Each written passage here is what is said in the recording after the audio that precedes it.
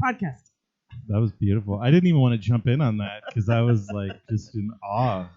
So yeah, That was beautiful. I think totally. I think there's a Dropkick Murphys song that's a cover of a traditional jig. I think that's what I was. But yeah, just that's what doing. it felt like. Yep. That's what I felt in my heart. Yeah. Happy St. Patrick's Day. Happy St. Patrick's Day. I mean, you're going to be listening to this way after it's St. Patrick's Day for us. But we're recording on St. Patrick's Day. Yeah. Welcome to Small Town Film Ghost from Bend, Oregon. We are broadcasting out of Tin Pan Theater. My name is Todd Leiser. I'm Jade Rassick. I'm Julie Furness. And welcome to our St. Patrick's Day episode. But we're not going to be talking about anything related to St. Patrick's Day. No, not even a little bit. So the main film that we're talking about today is Stray, which is currently playing on Tin Pan Theater website. It's the brief plot synopsis is the documentary that follows a couple of stray dogs on the streets of Istanbul in Turkey. Brand new movie. If that description sounds pretty familiar, it might be because you're also thinking about Kedi, which is a very similar movie that came out just a few years ago, maybe just like 2 or 3 years Probably ago. just 2 or 3 years ago. Yeah, it was. I think Kedi maybe played at Bend Film Festival or something. Yeah, it also. I reviewed it when it played at Bend Film, I believe. Got it. Yeah, and that movie was about the stray cats in Istanbul. So I do think that our conversation today about Stray, I'm going to be talking about both movies kind of simultaneously. I feel like one can't talk about Stray without also talking about Kedi. I mean, like, honestly, if you're an animal person, if you're a dog person, which I think is a lot of Bend, definitely recommend this movie. There's also a part of me that thinks I'm a little. It's a little too bad that we can't have Celine on here because I feel like she would have a great perspective being Turkish herself. But the thing I did the next best thing, which I watched this movie last night with my parents, and because they lived in Turkey for 10 years, I thought it could give me a little perspective while watching the movie. I think where I want to start though with this movie is, Julie, when you texted us last night and said that Stray was not where you were expecting, I'm curious what you were expecting going into this movie. Okay. Well, being a animal person and having rescued, fostered, trained, done all of that for different animal groups over the years, I really thought this was one of those movies that I was going to have to mentally prepare for, because I, and we'll get into some similarities and differences, like, movies like The Cove or Blackfish, Kedi, especially, certainly, I thought, oh no, here we go again. I'm going to see, abuse. I'm going to see violence. I'm going to see things I don't want to see, and things are going to come out of this that is like groundbreaking, and new laws are going to, I was really mentally prepared for that. And it was not the total opposite, but knowing that Turkey has these laws now, probably not when your parents were living there, but laws against killing, capturing, any stray animals. I was like, okay. And then following this, this one dog, Zayton. I was like, okay, and watching people, good and bad, how they treat these dogs. I was like, I came out of it feeling not great, not terrible, just pretty melancholy.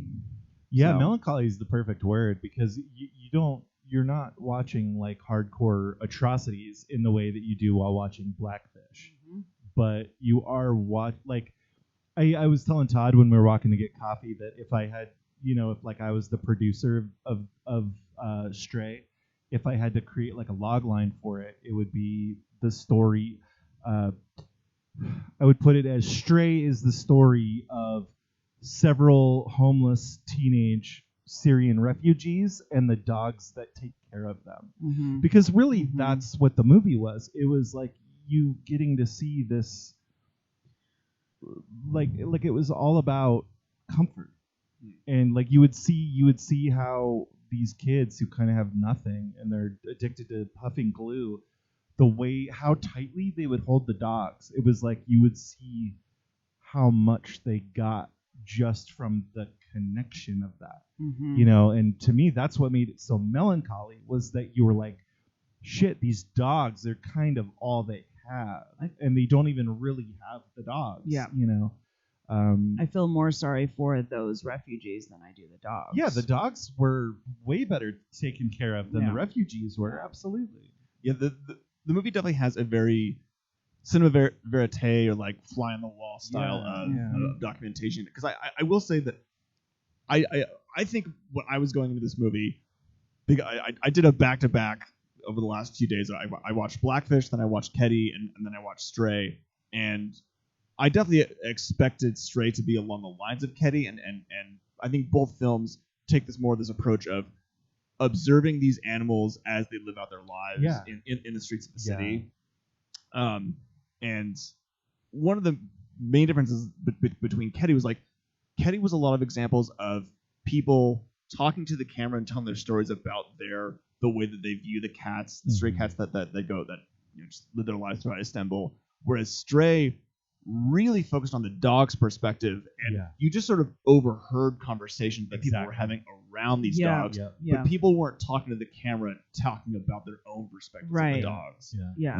Like, were they set up? Like, that was a part I couldn't really tell. Like, did Elizabeth Lowe, the director, like have the Syrian refugees have normal conversation? Did she just capture that? Like, the couple in the restaurant, they were kind of fighting. They were like breaking up. They were like, how did she get all that? It really felt to me like there was a moment where everyone that she dealt with, that at one point she was just like, I really need you to pretend like I am not here. Okay. You know, because to some extent, because there really was what you said, Todd. Like it's from the dog's perspective so much that every conversation that happens around them, you're more taking it as the world happening around the dogs while they are living their own lives. So like it's not about any of the conversations that are happening around the dogs. It's just the background. Yeah, I think the camera is always down at their level. Oh yeah, completely. Film. Yeah. So do you all think that it was a steady cam? Well, there was definitely a combination, but there was probably a lot of stuff. Okay. Yeah, I think so. It was. I mean, God, the cam. framing in that movie is flawless. Like every shot is beautiful in that movie. Like it never, like it is cinema verite in the way that like a lot of the music is non-diegetic and like things like that. But for me, like it felt very curated, like the way the shots are set, like it didn't feel as immediate as I expected. It felt very like there's a shot towards the end of the film where you're following a dog as it's going up the stairs, and it peaks the stairs right as the camera does, and so you see the world out at the same time the dog does. You know, and the camera is low to the ground pretty much this whole movie, which again I was thinking about how in Keddy, like you get these great like aerial shots of the skyline of Istanbul, like you're like seeing the city. Whereas in Stray, it's like you are down on the ground, like with these dogs, and like that tone that is established in the very beginning of the movie also carries through. That like one of the notes I took was saying how, whereas Keddy seemed to follow all walks of life of all people as they interact with cats in the city, Stray was really about the downtrodden and people who are struggling to get by. Yeah. Especially the fact that so much of this movie did follow this group of teenage Syrian refugees and like how they look out for these dogs, and how one of the things that struck me was how as the movie progressed, because at one point I thought, I don't know how I'm going to keep track of these dogs. I was like, there's 3 dogs that you follow throughout the movie, but I was like, I don't know how I'm going to keep track of these. But eventually by the end, I was sort of keeping track of them, and whenever this one dog Zaytan does run into this group of Syrian teenagers, you get immediately like they don't have to talk to the camera, and you're like, oh, these kids look out for these dogs, and I got it just by their body language, just by the way that they were presented on screen. And so they're I was impressed by how by the end of the movie I realized there was a bit of a narrative, even though it was very subtle. Well, what about the puppy though? Because I mean, they clearly stole the puppy. Oh yeah, they stole the puppy. They stole the puppy. Yeah. Why? Was it to make people feel sorry for him so he could get more money? Right. Because I never once. I mean, we saw the puppy being fed once. Right. And that's what was like when they got the puppy and they were carrying it away. That's when I thought this movie is going another direction, and here's where I get upset. Yeah. Here is where I'm about to, like, are they going to eat it? Right. I mean, I was like, I got the impression they were just looking for companionship. Yeah. That was my.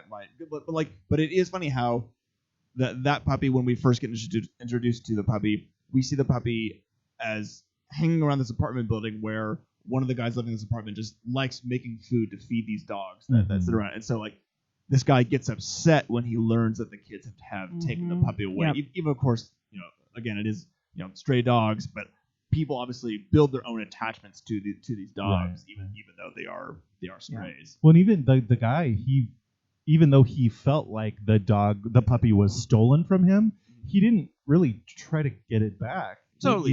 He probably asked around a little bit, Yeah. but he was like, not. Yeah, that was the other thing. Like, no one seemed to be bothered by anything. No, nobody was bothered by anything. I mean, that's why, like, this movie is definitely a city story, because, like, just like Hetty, it's about how these dogs just are a part of the fabric and the nature of the city. Right. It's part of the lifeblood of the city. It is, and if you think about it, because when did your parents? So my parents were basically in Turkey for basically 10 years during the 80s. 10 years during the 80s. Yeah. Okay. So Istanbul was a very popular place to travel. It was cheaper to travel. It was, I mean, just everyone wanted to go to Istanbul in the 80s and 90s. Totally. The Syrian war has been going on for 10 years. And I would love to hear what Celine has to say about this. Totally. Because, like that, so many, refugees. The city has changed. It's become very dangerous.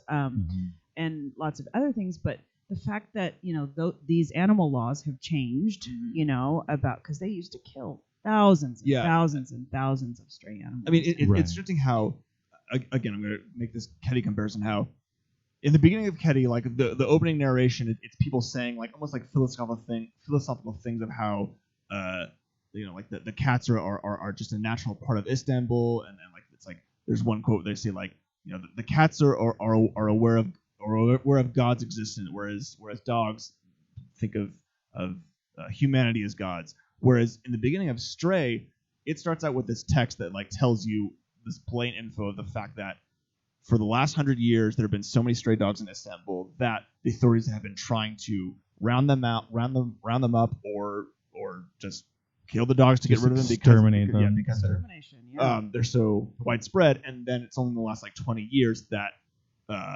civil like protest and activism has tried to create laws so that these dogs can just live out and so we see Eastern Europe. I mean, changes are so slow in Europe, and especially Eastern Europe. Oh my God. When I was watching the movie last night, my dad did tell a story of how the first year that my parents were in Istanbul, the first street they lived on, there was a dog that just sort of hung around the area, and everyone fed this dog, and they even referred to this dog as Big Mama, and like it was a natural part of the street they lived on. And then one day the cops came by and just shot the dog. Okay. Like it was like in the street. I think so. Like it was like and my dad said how like everyone on the street was just like everyone who lived on that street was just kind of shocked because like they saw that dog as just a part of the neighborhood essentially. And we don't live like that here in the United States. We just don't. When there's a stray animal, we call the authorities, right? Yeah, and the authorities come pick them up and they take them to the Humane Society. They get vet care, they get fed, they get cared for. And if they are too unhealthy to be adopted, they do get peacefully euthanized, and if not, they go out for adoption. Yeah. And obviously that is what the citizens of Istanbul want in the last one. Like that's what they have demanded for, because they are obviously saying that the state is not doing what they want the state to do. Correct, right. And we did see high class versus low class in this film. We saw high class, Turkish with pet dogs on a leash. Yeah. You kept hearing dialogue where people were saying like, no, don't go near the stray dog. Leave that dog alone. And then it was like, and tourists also like, oh, I can't believe these dogs roam around and just take a crap wherever they want to, and I mean that's a huge problem too, obviously. But I would love to know more if this dog, if Zayton got adopted or something, right. I just wanted to take him home. The most fascinating things for me during this movie was about halfway through we see the February 14th protest, which I was going to look up to see if I could find out what exactly march or protest that was. But at the end of the movie, it says that all the shooting happened between 2017 and 2019. Right. Yep. So there, but you hear a bit of dialogue where people say it's February 14th, we're on the streets again, and so you see the dogs just going about their business as people are protesting and walking the streets.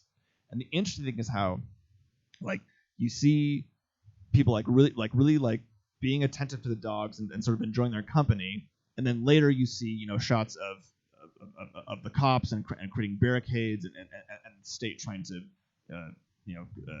implement control around this protest, and the cops are also being friendly to the dogs just the same way that the protesters are. And I had this moment where I thought, like, this is a movie about how empires rise and fall, but to the dogs, like, it's all the same. 100%. It's that idea of like our puny human idea of like power and all this is like it's nothing to these dogs. Right, like right.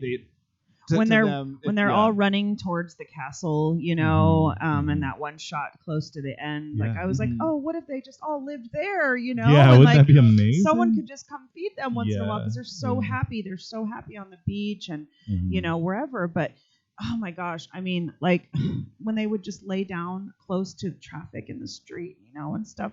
Those were moments where I was like, I can't handle this, I mean, because I just want to save every dog that I see. So every animal that I see, but it was stressful. There was parts that were stressful. Yeah. But I did notice that, like, toward the beginning of the movie, there's a moment where a dog like walks up to a street and literally stops, looks both ways, and crosses the street. And I was like, that was amazing. Like to some extent, like, I feel like I was watching the movie and sometimes thinking these dogs have adapted to this life. They know, like, they're comfortable. Like there was that one shot of like the dog had like just sort of like laid not in the middle of the intersection, but like on a place where like the cars were obviously like just like turning a little bit just to get out of the way. Like it's like, this dog is like, you got to drive around me. Like this is my spot. This is my So Elizabeth Lowe, let's talk about her for a little bit too. She is a documentary director. She has, her stuff is all over the place, kind of, Mother's Day, I did actually see that one. The Disclosure President, Notes from Buena Vista, Bison Head. She's got a lot up here. She's very talented, and I love how she shoots. Yeah. I do have to apologize to our listeners because I think I said on mic a couple weeks ago that I totally assumed that it was the same team that made Ketty that made Stray, and I'm absolutely wrong. So I mean, it makes sense. Like, two separate filmmaking teams went to Istanbul, and one was like, we're going to make a movie about the stray cats, and the other one was like, we're going to make a film about stray dogs. I mean, that's amazing. Well, I think they're like their Turkish Film Commission. I think there are some grants and incentives. That's a little easier to shoot there. Yeah. So I think the filmmaking team behind Ketty was Turkish. I think so. Yeah. And when you watch the credits for Stray, outside of Elizabeth Lowe and a couple other people, the entire crew was all Turkish. Sure. It's not like an outside crew came in like, we're gonna make a movie about your city. It's like, it's obviously they went to Istanbul, was like, we want the help of the local film industry to help us make this movie. Which as we were sitting here, I was trying to remember why, because I knew I wrote a review of the movie of Ketty, and I couldn't for the life of me remember why. And I looked it up while we were sitting here, and I wrote it because Sisters Movie House played it. Okay. And so I reviewed it because they were opening it. Okay. Which just goes to show you, I mean, that's such a Sisters is at 1/10 the size of Bend, and that's like a nice little indie movie that they showed that Bend never did. I've had many experiences where I will go to Sisters Movie House to see something that sometimes doesn't play elsewhere. Yeah. Other programming has certainly gotten better. Yeah, it really has. Sisters, so. They don't screw around. I do love having all the different movie theaters in Massachusetts County because they're all very different. I like having an excuse to go to each different place every time. It's kind of fun. For sure. One thing that I really wanted to talk about, which I felt like my favorite moment in Stray was literally during the credits when the prayer was going out, because if you're in Istanbul, if you're in any Muslim city, 5 times a day you will hear the daily call to prayer, and then like the dog just like laying there and just like he starts singing with it. Singing along with the daily prayer. He was used to it, but at the same time he reacted to it, so everyone is used to it's very loud, it's very same time every day, and he was like, oh okay, it's time, and he just sang along with it, and that was a beautiful moment. So imagine those filmmakers like for 2 years like, oh god, what if we lose this dog, like we have to follow it wherever, and they were in some really sketchy places, Oh. I wonder. I guarantee you they had like 10,000 hours of footage, and they were like, "Okay, I guess we're gonna craft a narrative out of this." Yeah. And at one point, Zaitin definitely had a GoPro on, and he was running through the city. A couple times. And also the way that it ended too.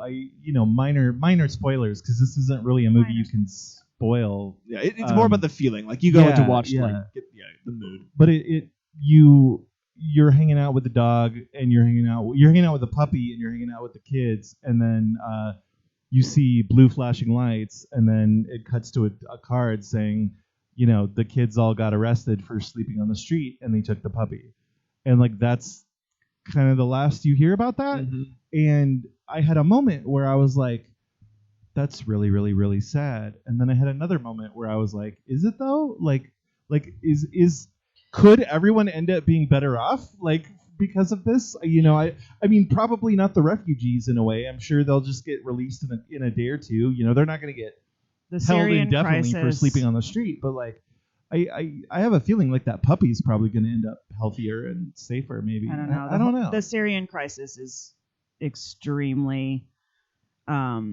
tragic and disturbing, and anything along those storylines are terrible to read, but they are probably better than some, So I mean, at least they had a group to hang with, and they had dogs to care for, and they weren't treated. There's a moment where the camera pans through the little burnout husk of a building that they're all sleeping in, and they're all sleeping on these couches that all look not clean, but they could look a lot worse, and they've all got bags of glue in their hands. They're all passed out. And you hear somebody walk in and be like, yeah, this is where we're staying. It's really nice in here. They're not going to tear it down for like another 2 years. And they were so happy about that they had a safe place to sleep. And it's like, and they weren't getting arrested. Yeah, and like it was heartbreaking. It's very heartbreaking. Yeah, the whole situation. However, it's not as bad as some of the films that we're going to be talking about in our next segment. Oh yeah. I will say that I recommend this movie. I think if you're interested in it, again, it's for the mood and the feeling. If you like animals and you like a good city story, just like the feeling of being in a big city, I think it's really nice. Like it was fun watching with my parents because they kept pointing out like, oh yeah, there's the train station, there's this street, like they kept identifying the places in Istanbul that they recognized. I don't really have anything bad to say about this movie. I don't either. The one thing I want to make sure and say is I feel like a lot of the people... It's a really interesting dichotomy when you think about movies, especially documentaries that are about animals. Because a lot of the times, people who would want to see them the most are not going to see them because they don't want to watch animals get abused and hurt. So I think the audience that would probably enjoy this movie the most might avoid it because they're afraid of seeing these stray dogs get hurt. But honestly, there's no violence to any of the animals in this movie. I will tell you, man, I was not expecting any violence towards animals in this movie. Oh, I was for some reason. I wasn't sure. Yeah. I didn't watch the trailer. I didn't watch the review. I was expecting the worst because I have seen the worst. Right. And, After Blackfish, I feel like I'm just always expecting Cove? violence towards animals The in Cove? documentaries. I'm excited to get into this conversation in our next segment.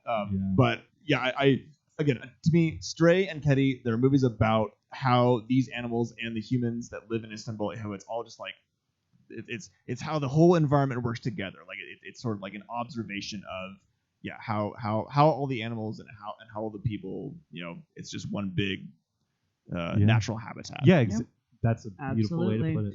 And you can compare that to places in Mexico, Central America, South America, Asia, where monkeys live among people too, and it's just part of life. Yeah. So it's the ecosystem. All right. Ecosystem. Why ecosystem sounds so much better?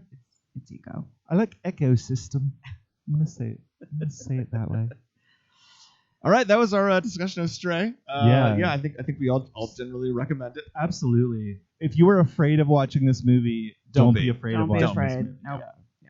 All right, we're gonna be back in a minute. We're gonna talk on a larger discussion about animal activism through film, or just documentaries about animal activism and how this relates to Stray and other stuff. Stick around. We hope you'll still keep listening, and we'll be back in a few minutes. Yay!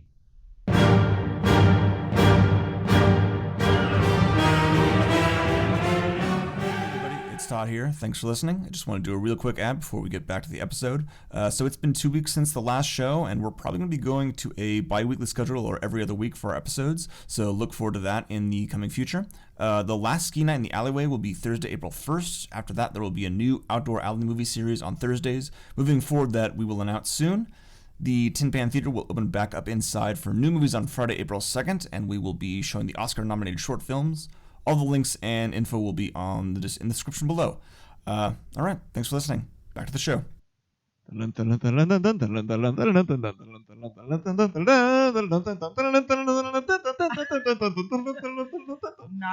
Tonto!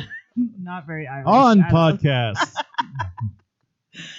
Oh. Welcome back to Small Town Film Nerds. Film Ghost. Did it again. It's 2 weeks in a row. That's Maybe 2 3 weeks in a row.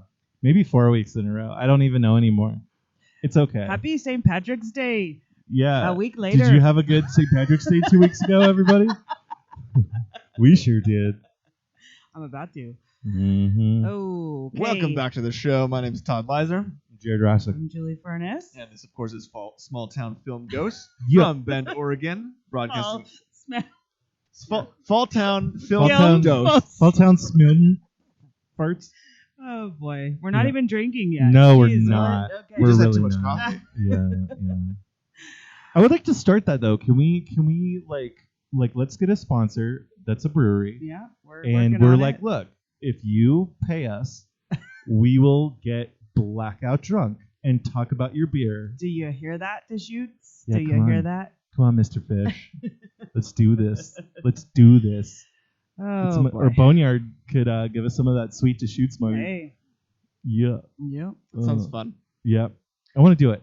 I think because podcasts are always better when you're a little drunk. At They 10 o'clock, really are. especially at 10 o'clock in the morning. But dude, day drinking is so much better than night drinking because then you can sober up and do weird shit later. Yeah. I just fear that I will become completely unintelligible because I know that sometimes I stutter. I know that sometimes I don't articulate well on mic, and the fact that if I have alcohol in my system, I'm just gonna be like, yeah. Or maybe it'll be even better. Hopefully. Maybe you'll circle back around to so unintelligible that people are best like, NPR I heard voice ever. every word of that. Yeah. I get like very swarthy, like a Piratey? Yeah, I do. I really do. I started being like, so listen, everybody, how are you doing today? I'm like Dean Martin, but Martin. like more bearded, Okay. stinky. Nice. Yeah. So earlier in the show, we did talk about Stray and Kedi, and we want to keep talking about animal activism in film or documentaries that are related to the subject. Julie is currently doubled over. She cannot I handle don't know it what right she's now. laughing about anymore. I'm sorry. So after we had our 8th grade humor, now we're gonna go into a serious subject. Yeah, let's get into it. Okay, so Julie, you pitched this, or you wanted. I feel like you were interested in having this conversation, because we were thinking about doing this, jumping off from after talking about Stray, talking about documentaries that deal with animal activism. What do you think is maybe like the entry points to this conversation, or the way that Stray sort of felt like a jumping off point for you? Well, and it seemed Stray. I mean, there was activism before this film was shot, and this is kind of like an aftermath. This maybe. is an after. Yeah, this is very different cinematic, way of filmmaking. Like, this isn't necessarily like, okay, this is what was happening in Istanbul. This is, now these are the laws. This is, there's not really a follow up to know. Yeah. Stray is like a day in the life. A day in the life, and this is kind of the slow progression of these, activism and how the people feel and how these, two worlds coexist. So the other subject is really, about these other documentaries. And please, whatever's on your list, it doesn't really matter if there was activism out of it, because the one I'm going to talk about that a lot of people have seen is Blackfish, the documentary, and exposing SeaWorld, basically exposing SeaWorld, okay? Yeah. And what came out of that. Sure. So. I will say that before we got on mic, and I don't think I'm of the same thought now, but when I was thinking about this, because I, like I said, I did watch Blackfish and Keddy and Stray all over the last couple of days, and I was about to come in here and say, like, I was going to disagree with you over the fact that that Stray was the same kind of film as Blackfish, and I do think that they are more similar than I was expecting, because to me, like we just said, that they are two different kind of films. The fact that Stray and Keddy are more day in the life, but they are in the context of how people have already put in activism to protect these animals in some sense, whereas a film like Blackfish is that movie has an argument. It has a thesis that is stating, it is getting across an idea and a history, and to me, more than anything, Blackfish is a good example of that movie is not only about the protection of the animals in the movie, it's about the protection of the actual people that work there and the way that company exploits people and animals together. Absolutely. And it was, the popularity of it made a gigantic impact on the future of orcas at SeaWorld. Right. Okay. Right. I mean, there was lawsuit after lawsuit after lawsuit that SeaWorld lost. I mean, they went in the hole as far as attendance. They went in the hole as far as events and concerts, and people were canceling and, not buying tickets and not buying passes. And I mean, their reputation was destroyed. Absolutely destroyed. And I have been to SeaWorld, and so I am guilty, but this was, 20 plus years ago. I mean, we all did. We all have. As a company, they were really good at covering their tracks and making you believe the line that they wanted you to believe. Absolutely. And they lied to investors. I mean, that was the worst part of it, that they lied to investors. And they had to pay $65 million in retribution. And it was related to this documentary. And for me, that was a huge win. Because completely. And that the huge win for film documentaries like this, because documentaries are supposed to do something. Right. Okay? No matter what, they're supposed to do something. They're supposed to make you think. They're supposed to make an audience think, to talk, to converse. And if stuff like this comes out of it because of the exposure, then it's a win for me. Totally. Yeah. I definitely agree on that. One thing this is a quick note, but realizing that Stray, Keddy, and Blackfish were all released by Magnolia. So I had a realization watching all those movies back to back that obviously this is an area that Magnolia feels like they have a strong a strength for distributing these kind of movies and knowing the audience that is going to be into these kind of movies. Right. Absolutely. We played Blackfish here, if I remember right. It feels like a Tin Pan movie. Yeah, and I remember it's also CNN film. Yes. Yeah. I remember anytime we would get those more violent and sad documentaries about animals, we would pack the house, but they wouldn't be happy about it. Like everybody would be leaving, like kind of pissed off, a little upset. There's every year we exclusively in Central Oregon show the Oscar-nominated shorts. Oh yeah. And I'm gonna say 3 or 4 years ago, one of the shorts was about a guy in Mexico City who was the guy who put the bolt through the brains of the cows in a slaughterhouse. And he had just gotten it was either 100,000th or millionth cow that he had just killed, and he was very depressed about it. Like, he was unhappy, and I'm not even kidding, we had about a 75% walkout rate for that. During the film? During the film. And so it's like, we were talking about it earlier, that it's like it's a subject that people care about, and they want to be activists about it, and they want to help, but simultaneously it's very hard to sit through. You know, I will say, like, I'm thinking about how a movie like Blackfish, I want that movie to end by like lighting a fire into me. Like, I want to feel like, yeah, F these institutions, like F SeaWorld for thinking that they could get away with this. Because like it's like a good example of like they were just following the money and they were looking out for the bottom dollar more than they were the animals or the people that worked there. Absolutely. Whereas like in movies like Teddy or Stray, that movie I watched because like I want to like at the end of that movie, the feeling I want is like how beautiful this world is, where we can live in a world where like animals and humans just like live together in harmony, kind of. And that there's change. I mean, because we could talk about, the way animals are treated in countries like China all day, and it is extremely depressing because testing is law. You test on everything in China. So, and there's, I have a beagle, and beagles are tested on. In China, there's cages and cages and cages, and I can't even talk about it because testing for cosmetics, for cleaning products, for just about everything is done in China, and that's not changing anytime soon. But where we can make change is good, and so there's the Blackfish, the SeaWorld incident that made a lot of people feel good, and I'm sorry, SeaWorld, that you but who.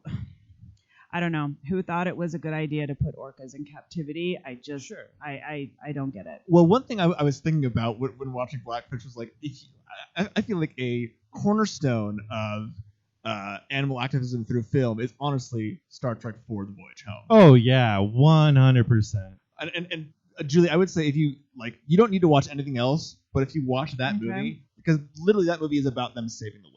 Wait, Julie. Have you not seen The Voyage Home? She doesn't. I don't think it is a requirement to see Star Trek if you're not I don't think it's a requirement. But you don't literally. You don't ever need to see another Star Trek thing. You could watch The Voyage Home and get everything you ever need. Because it's I think you will enjoy it. Like, they all travel to 1985. They literally travel to 1985 San Francisco. Yeah.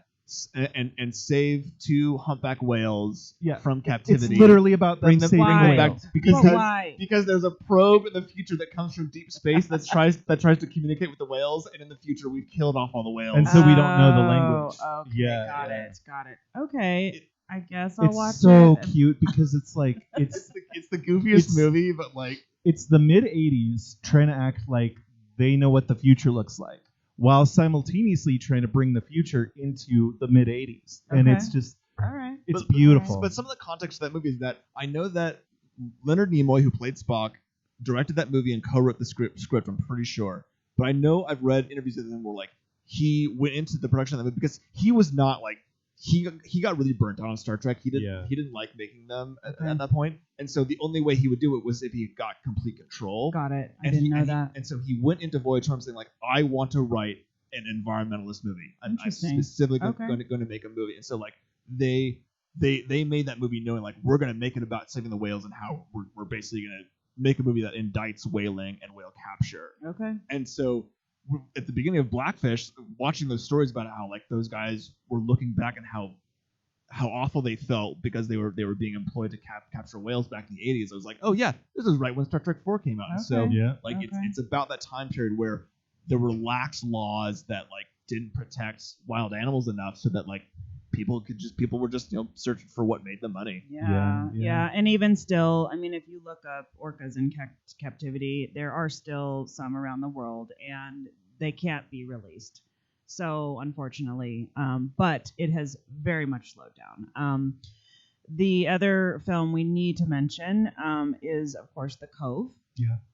The Cove, I believe, came out in 2009, and it's the true story of activists who embarked on a covert mission to penetrate a hidden cove in Japan, exposing a deadly secret. Yeah.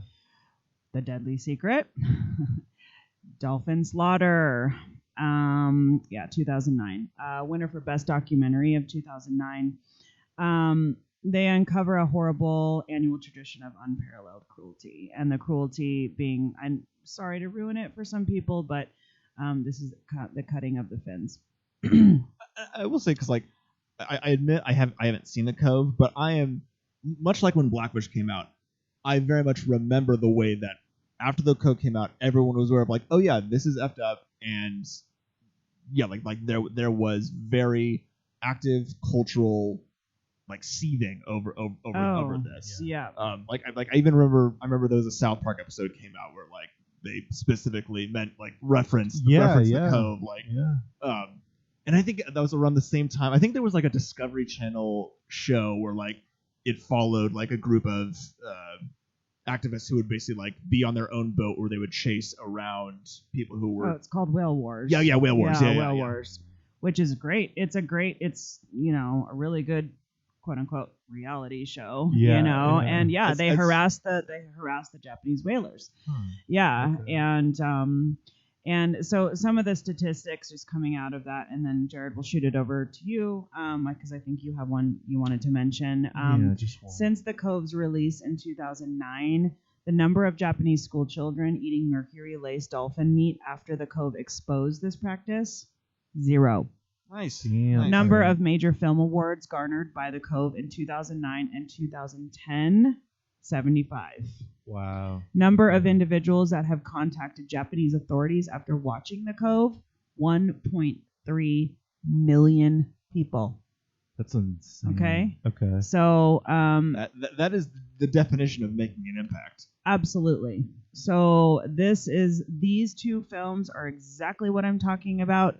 And if something comes out of Stray, wonderful. I'm not sure it will. I think it's a different, totally different animal. Totally different. Not to put a pun on it. No, yeah, good one. No pun intended, but they're different in the way that we see this working. There are films that are going to come out that are going to be worse than Stray. And those are going to have to do with the South Korean and Chinese dog eating, live dog trade for eating. Yeah. We're going to see stuff coming out about that for sure. But these two films, really important to talk about because of their impact. Well, think about how in the next couple of years we're going to see documentaries about wet markets and how, hey, this was the thing that's caused the COVID virus. Yeah. Shouldn't we reconsider this? Yeah, and dogs were part of those wet markets. So my ex-wife went to China and taught English for a couple of years. Went there a ravenous meat eater and came back a vegetarian and then slowly became a vegan.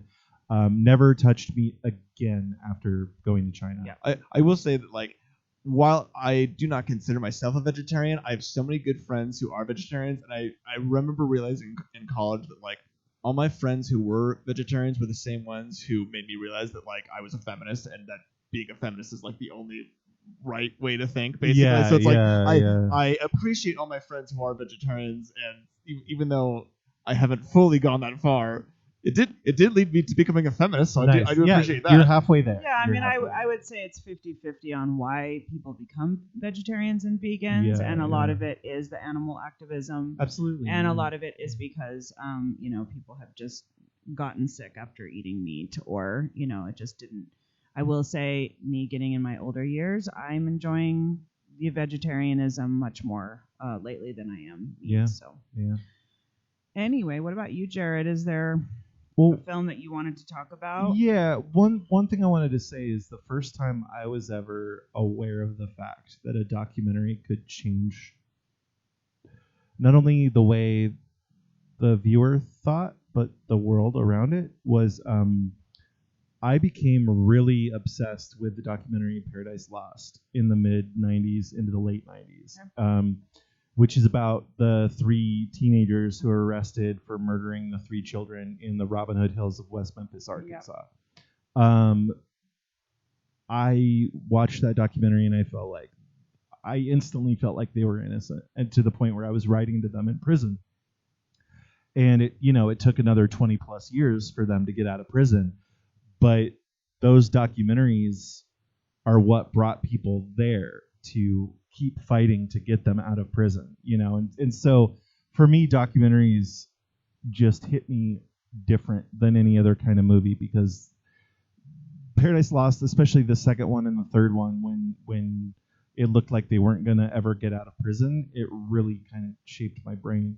The documentary, I was initially going to talk about Project NIM because it's focused on an experiment in the 70s where some scientists were trying to get to see if I can't remember if it was an orangutan or it was a chimpanzee. Here, I'll give you the basic write-up. It was a research project mounted in the 70s to determine whether a primate raised in close contact with humans could develop a limited language based on American Sign Language. I do remember this. Yeah, it was quite the movie. The chimp's name was Nim Chomsky, which made me happy. Oh my gosh! Yeah, of course it is. But it was just a really powerful documentary that made me realize that humanity is always going to try and find itself in everything, even things that don't necessarily need to have humanity in them. Our sheer sense of lack of humility. Hubris! Yes. Hubris. Which is honestly, I think that's why I love 2001: A Space Odyssey so much, because that movie is like the most like movie about human hubris that like I've ever seen in my life. Yeah, it's incredible. But so the documentary, the animal/nature documentary that I really want to mention is called Leviathan. It came out in 2012. There's never been anything like it before or since, which amazes me because I thought it was going to be the new way of filming. It was made by the Sensory Ethnography Lab at Harvard, and it's this experimental documentary about the North American fishing industry. And what blows my mind the most about the movie is you see the fishing industry in a way that has never been done before or since. But also because like 2 or 3, 4 days into filming, they lost their camera overboard of the boat. So the only way they were able to film the entire movie is GoPros. And it was GoPros attached to like the anchor and GoPros attached to the net going into the water. That sounds beautiful. There are shots in this movie that have never been replicated ever. Like there's a shot. Like it's Russian.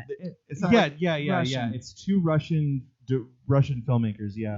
It sounds like the visual language of this movie was something they stumbled upon by accident. There's a shot of the camera underneath looking up at a group of pelicans flying, and it literally made me view flight in a way that I've never seen it before. It also shows you for me, the reason I wanted to bring it up in regards to what we're talking about is that it showed it showed the fishing industry in a way that made me realize that it was such a like it's dangerous for the men doing it, the men and women doing it, but it's also dangerous because as a society we don't really know, we don't ever give anything an end point. We do shit until it's dead or gone or empty. And so people mines Earth resources until they're gone. Yeah, we don't know how. Yeah, we're like every buffalo. Give me every. There ain't no planet B, man. Yeah. Give me every goddamn buffalo. Not just 70% of them. Give me all of them. And so you watch the amount of fish being like pulled out of the water in this, and you're just like, it's how it's a catch-22. Yeah. Because how are we? Talking about these things and saying, and I get crap all the time. Well, you're such an animal activist, but you're not a vegetarian. You're not a vegan. Right. You go to zoos. You go to you go to aquariums. And it's like, where does it end? Where does it? I'm not eating an orca, and I'm not eating whale blubber, and I'm not eating endangered species. That's how I see it. Regardless of how I eat, I know because I've seen forks over knives.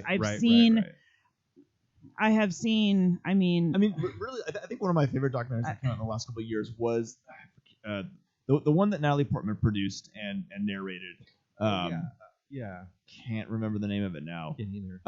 But like her main point in that movie was essentially like, it's not so much the eating of animals; it's our country's or industry of farming and factory farming, and that's really the effort part. Yeah. And like I remember her going on Stephen Colbert's show and saying like, she's like, I don't want this movie to be a movie about like saying everyone needs to go vegetarian, but like if everyone like just decided not to eat meat like one day a week, and if we severely decrease the amount of meat production and meat demand, like that would set off a chain reaction of not as much factory farming, which would both create more humane farming practices and also help the environment. And like these things are all interconnected. That like it really comes down to some of the best things we can do is just literally, if we as a culture could somehow change our eating habits, it's not like we have to like shame ourselves into doing this, but like if we can change, then we can change a lot of things for them. It's called eating animals. Eating Damn animals. You! I just found it. And it came out very recently, so I mean it's still very relevant, and it's all true. Just watch. I mean, it really is if you've seen anything on the pork industry, you would never eat pork again. No, totally. I mean, and I have cut down my consumption so much. I mean, I'm not. I don't love a lot of pork in general. Like, I mean, I love bacon, but it just it's really hard. I feel like the issue we're having, and it's the same. I was thinking about this yesterday. Is I'm sure it's worldwide. I've never lived anywhere other than America, so I can only speak on the American way of this. But to me, it seems like Americans don't do very well with advice. No. They feel, okay, here's a perfect example. There's a coffee shop here in good old Bend, Oregon, that shames you for wearing a mask when you walk in the door. Shames you. Because ultimately, we as a society feel like our phony, tiny little conveniences are actually freedoms. But they're not. They're conveniences. So to try to say... They're privileges. Yeah, privileges. So for not even the government, for a friend, for a loved one, to say, hey, maybe we should only eat meat 5 days a week instead of 7 days a week.